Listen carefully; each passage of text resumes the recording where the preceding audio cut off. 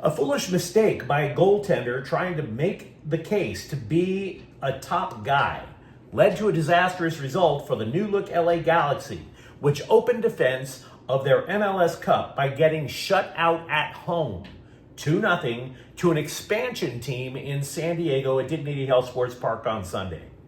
Hi, I'm James, the Faithful Angelino Sports, with a rapid recap of Galaxy soccer. If you enjoy talking about the 6-time MLS Cup champions, don't forget to subscribe to the channel. We talk Galaxy soccer almost every day here, good times and bad. We do not want to overreact. We don't. But we also have to face reality. This match was a bad look on a number of levels because the Galaxy did not lose at Dignity Health Sports Park last year.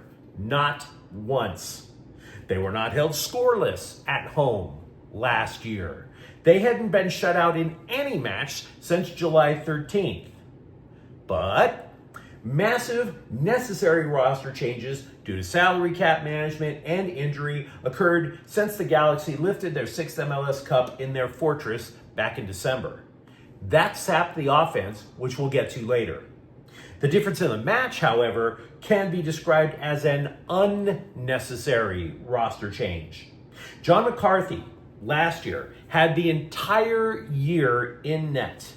And part of the job of the goalie is to direct the back line, which also had plenty of experience. The entire back line pretty much returns intact. Only one guy was subbed in late toward the end of the year. So the entire back line, intact. Now, I'm not trying to claim that I know more about soccer than Greg Danny, the Galaxy manager. But he gambled with that cohesion by subbing in Novak Mikovic for McCarthy in goal. So, after an otherwise dry, uninspired first half, Mikovic played the ball poorly off his feet with a lateral pass to Emiro Garces. This was not particularly wise because Chucky Lozano, one of San Diego's designated players, was relatively close to the center back. So Garces basically had his pocket picked.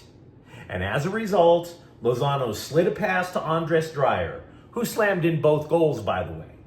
The second one for Dreyer came in stoppage time. That happened because the Galaxy were trying to press on offense and they got exposed on the counterattack.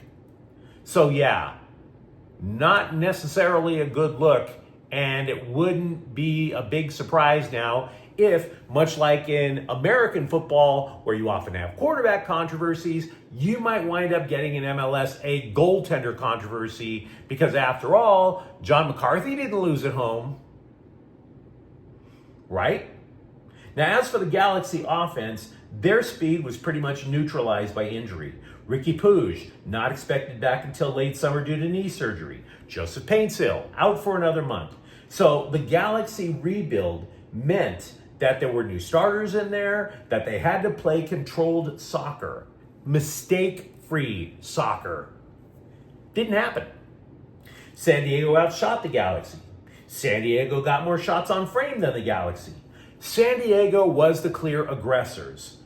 To be honest, had Mikovic given the Galaxy a clean sheet, then he looks like a genius because he would have had a guy in net who would have thwarted such a dynamic attack.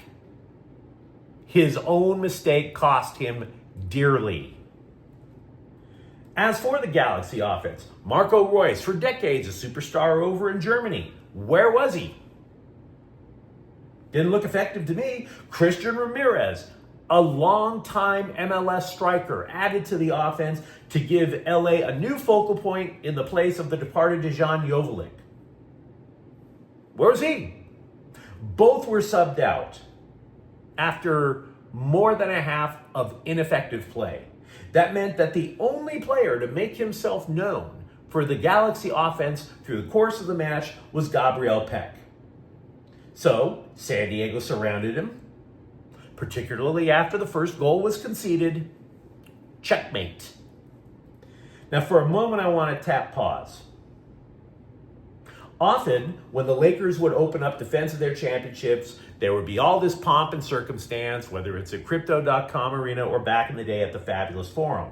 Banner unveiled, rings handed out with the commissioner there, all the emotions, all the feels, right? And then the Lakers would faceplant, inevitably faceplant, because they would be high on their own supply, looking up at that banner instead of their opponent. It is extremely possible that the Galaxy looked past an expansion team because they were too busy admiring their 2024 highlight reel. But make no mistake, I can't find anything optimistic to tell you tonight. This is not the team that was hungry to right the ship after a disastrous 2023. There's nothing particularly positive about this opener. Nothing. And that's on everyone on the pitch as well as on the sideline. So the Galaxy and us have an entire week to stew on that. So once again, the final score, San Diego FC upsets and frankly deserved a 2-0 victory over the Galaxy. If you enjoyed talking about the 6-time Cup champions, don't forget to subscribe to the channel. We talk Galaxy soccer, both good times and bad. Thank you for watching. We'll be back tomorrow. Faithful Angelinos is a Kian Portel Queso production. Take care.